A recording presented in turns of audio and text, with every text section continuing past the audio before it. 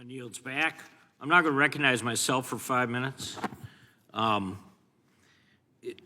thank you, Mr. Correa. I think you got us kind of back on the right track here for what we were trying to accomplish today, which was just to have a discussion and expose what's going on and has started in Europe, which some members of this committee were exposed to on a congressional trip that happened this past summer in Brussels and then in London and in Dublin, where it was very clear to me, after meeting with those that had created the DMA or similar types of bureaucratic structures, that there's 8 major platforms.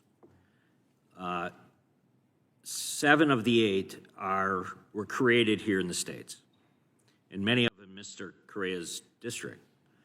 And all I had to do was hear the first conversation with the counsel, with the attorney for Apple, who said the issue is, and very frustrated by this, is that these European commissions that are creating these DMAs, it is a situation where it's a moving target, always a moving target.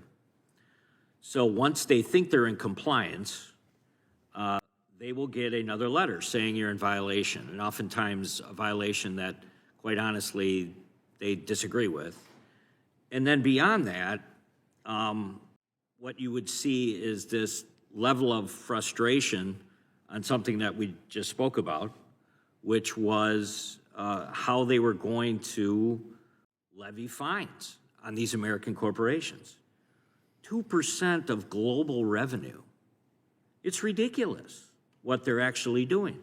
And the 27 countries of the EU, who are now floundering on many different fronts, and there's always this affinity with the EU, but quite honestly, they're not able to compete with the states. So what they're doing is trying to carve out a space for some of these platforms that may have had a little bit of success or small successes, so that they can try and flourish. Well, that's not the way it works, and it's not going to work that way.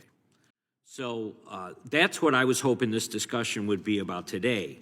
We have a real problem with the EU on this front, and it's up to us, I think, as members of Congress.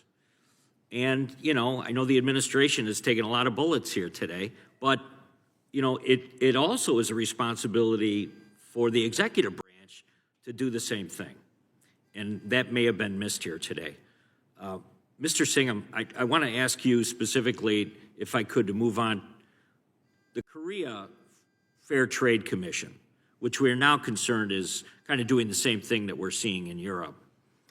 Can you give us, because you've estimated that South Korea's targeting of American companies, it could cost us trillions in economic costs, and then South Korea could potentially lose out on as much as $450 billion if it continues kind of down the same road.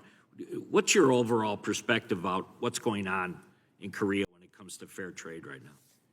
So I think, Chairman, what you're seeing in Korea is there's one element of this, which is that the DMA, the European Digital Markets Act, is the model that is sort of being spread around the world. Korea is a particular battleground.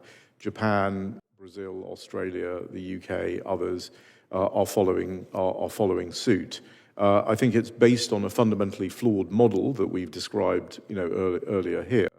But what the Korean case shows is it's not just the regulation approach to the digital platforms, it's also what the KFTC is doing. And our economic model that we wrote about in this book actually picks up these procedural irregularities.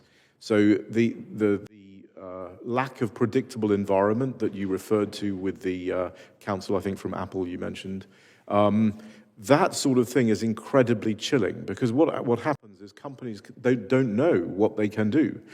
Competition is not a tea party. It is a brutal exercise, and actually the efficiency gains and the wealth creation that comes from competition comes because of that, really brutal competitive process.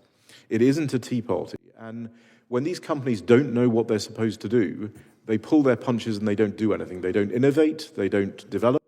And that's what you're seeing in Europe, and that's what you're seeing in Korea, and that's why the cost is so high. Very good. Thank you. Thank you very much.